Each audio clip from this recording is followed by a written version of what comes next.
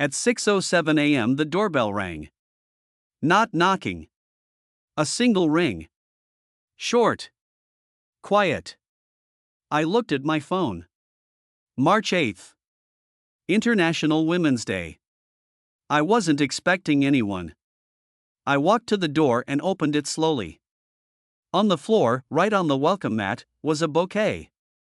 8 red tulips tied with a thin white ribbon. Next to it was a small card. I picked it up and read the message. Thank you for not forgetting. I frowned immediately. Because I hadn't ordered flowers for anyone. I checked the hallway. Empty. The elevator door was closed and silent. The stairwell light was still off. No footsteps. No voices. I looked back at the card again. The handwriting felt familiar. Too familiar. Then my phone buzzed. A new message appeared on the screen. Unknown number. Just one line. Did she like them? My stomach tightened. I typed back quickly. Who is this? 3 dots appeared instantly. Typing. Then the reply came. You always send them at 6:07. I stared at the screen, confused. I had never done that before. Another message arrived. 8 tulips. Every year. Cold ran through my chest. Because suddenly something started to feel wrong. Not unfamiliar. Forgotten. Then the last message appeared. Check the photo in your gallery from last year. My hands felt strange as I opened my phone gallery. I scrolled down slowly. March 8th. Last year. There it was. A photo I didn't remember taking. A girl smiling on my balcony. Holding 8 red tulips. And underneath the photo was a caption. Written by me. For you. Every year. I promise. My heart started racing. Because I didn't remember her at all. My phone buzzed again. Another message from the unknown number.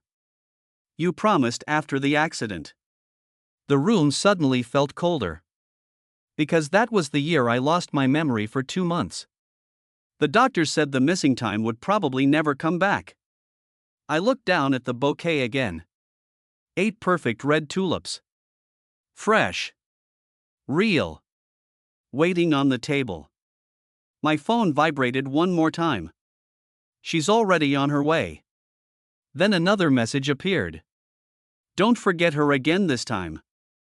My heart was pounding so hard I could hear it in my ears. I stared at the photo again. The girl on the balcony looked comfortable. Like she belonged there. Like she had been there many times before. She was holding the tulips and laughing at something behind the camera. At me. But I had no memory of that moment. Not even a fragment. My phone vibrated again. Another message appeared. She'll knock in a few minutes. I felt a strange pressure in my chest. Like my body remembered something my mind didn't. I walked slowly toward the balcony door. The morning outside was quiet. Cloudy sky. Empty street. Nothing unusual. But when I looked down at the street below, I noticed someone standing near the entrance of the building. A girl. Holding something in her hands. Even from the 3rd floor I could see the color. Red tulips. My throat went dry. She looked up suddenly. Directly at my window. Like she knew I was watching. Then my phone buzzed again. That's her. I stepped back from the balcony slowly. My breathing felt uneven. How could I forget someone completely?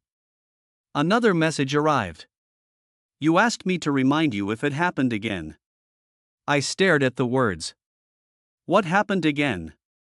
I typed. The typing dots appeared. Then disappeared. Then appeared again. Finally the message came. Your memory resets when you see her. My stomach dropped. That didn't make sense. But something deep inside me felt afraid of that sentence. The doorbell rang. Exactly one short ring. Just like earlier. I froze in the hallway. Another message appeared on my phone. If you open the door, you'll forget again. My hand tightened around the phone. Another message came instantly after. But if you don't open it, she'll disappear forever. The doorbell rang again. Soft. Patient. Like someone who had been here many times before. I walked slowly toward the door. My hand hovered over the handle. Behind the door, I heard a quiet voice. A girl's voice. Soft. Familiar. Hey, it's me. My heart stopped for a second. Because somehow, I recognized that voice. Even though I had no memory of her face. My phone vibrated one last time. You promised her every March 8th. The hallway felt completely silent. The tulips on the table behind me smelled sweet in the morning air. The girl behind the door waited quietly. And I realized something terrifying. This might not be the first time I've stood here making this exact decision.